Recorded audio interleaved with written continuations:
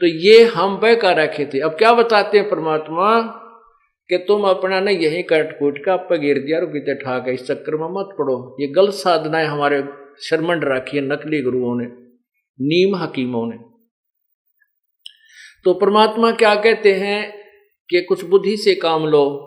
अपने बेटे का तो इतना डर मानती है कि कदे कहीं चीना लग जा और तेरे बेटे को दर्द हो, पीड़ा हो जा पोते को, और एक बकरी का बच्चा लेकर उसका गला कटैया रे बोड़ी सी दुनिया, गुरु बिन कैसे श्रिया।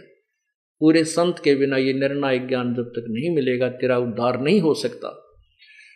अब अपने बच्चे की तो इतनी ममता, इतना प्यारा लागे कैंची लागण का भी डर, और एक बालक एक अमूक जो बोल भी नहीं सकता उसका प्राणी का बच्चा लेकर और माता का भेंट चढ़ा दिया है। वो माता कभी बकरे नहीं खाती। वो देव कोई नहीं है जो मांस आहार करता, वो तो राक्षस होते हैं जो मांस आहार करते हैं।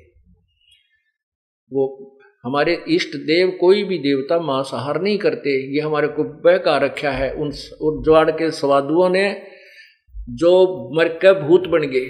और वो जो नकली गुरु थे वह मांस खाया करते थे, फिर वह पत्थर भूत बन गए। वह फिर उन्हीं यजमाना माँ का बोलते हैं, मैं भैरव बोलू हूँ, मैं हनुमान बोलू हूँ, मैं माता बोलता हूँ, और एक बकरा चढ़ा दो। उनका वो गुमराह कर देते हैं। और उनके डर के मारे फिर ये पूर्ण परमात्मा का सहारा मिला नहीं तो डरते फिर ये बेचारे गृहस्थी लोग उन पाखंडिया में जो भूत बोला करते, उनके आधार से मांस चढ़ाने लगे, बकरे चढ़ाने लगे, कटवाने लगे हैं। इस प्रकार यह बात बिगड़ी। फिर कहते हैं, फिर माता की पूजा देखो, कहते कच्चा पाका भोजन बना के माता धोकने गई। माता जो धोक लान का दिशा बना कर चलता है काम, तो बेरा कुत्ता न खाना हो तो वो कच्चा पाका भोजन बना के माता धोकने गई। हमने देखी जगह जगह पर ना एक इतनी मंडी की बना देंगे जिसमें मेरे ख्याल में कुत्ता आराम से बैठ सके, बाकी आदमी तो नहीं प्रवेश कर सकता। उसको माता का थान बोलते हैं, स्थान।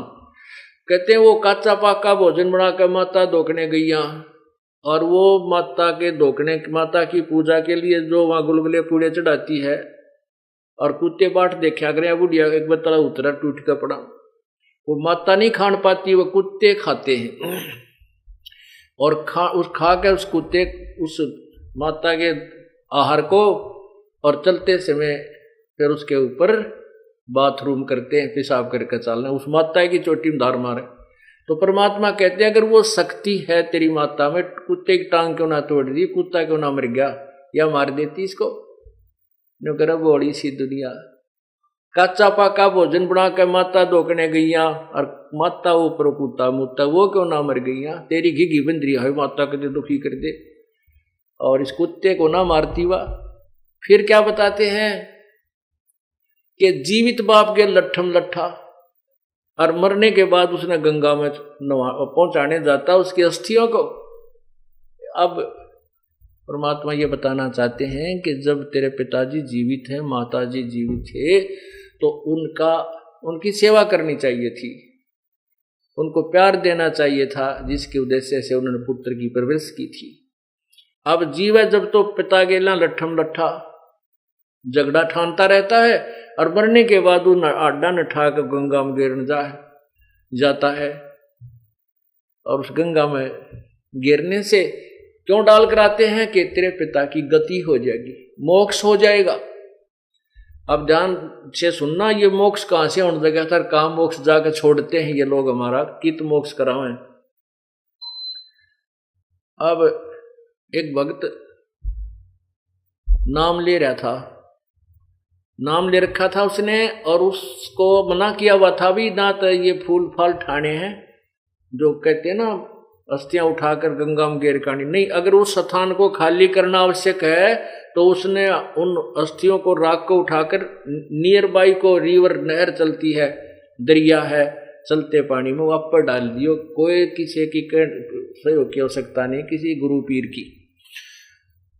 और मान लीजिए आसपास नहर भी उपलब्ध नहीं है तो उनको खड्डा खोद के अपने कितने भी खेत में, आंगन में, घर में उड़े डाल दिए। जो सोचो भाई कितना नादर ना हो हमारे पिता की अस्थियों का, अच्छी बात है। अगर आपके अंदर ये श्रद्धा है तो उन्हें उड़े गाड़ दिया कि टमाटी में ढूंगा 5-7 फुट 5-4 फुट खोद के उस इतनी राख बनाकर उसने वहां डाल दो या किसी नहर में डाल देंगे।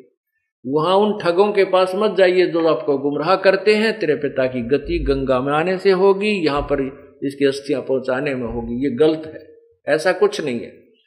वो एक भक्त जैसे हमारा नाम लेते हैं तो हम उनको ये मर्यादा भी बताते हैं कि ये नियम पालन करना है।